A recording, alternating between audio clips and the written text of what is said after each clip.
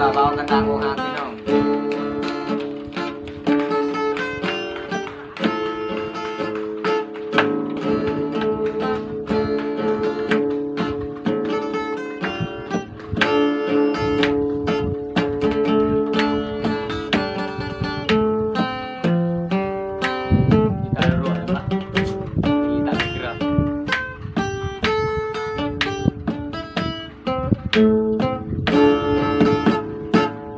บ่าวเขากะตางเดินทางมาจากเมืองตุ้มลานสิไปหาจอมขวัญ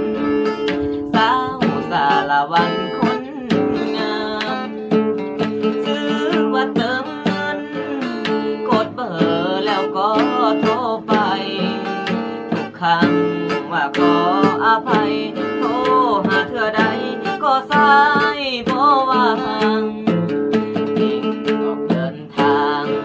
ตามหานางถึงเฮือนถึงบ้านเดี๋ยวนี้เป่าเมืองตุ้มลาน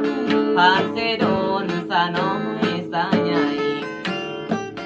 ฮอดสามยีวงเวียนสิเข้าเมืองใหญ่ฮอดขี่รถเมล์น้ำตาไหลจักเป็นจังใดน้อละคนนี้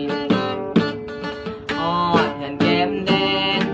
ลาคำแพงนั่งกับผู้บ่าวน้ำตา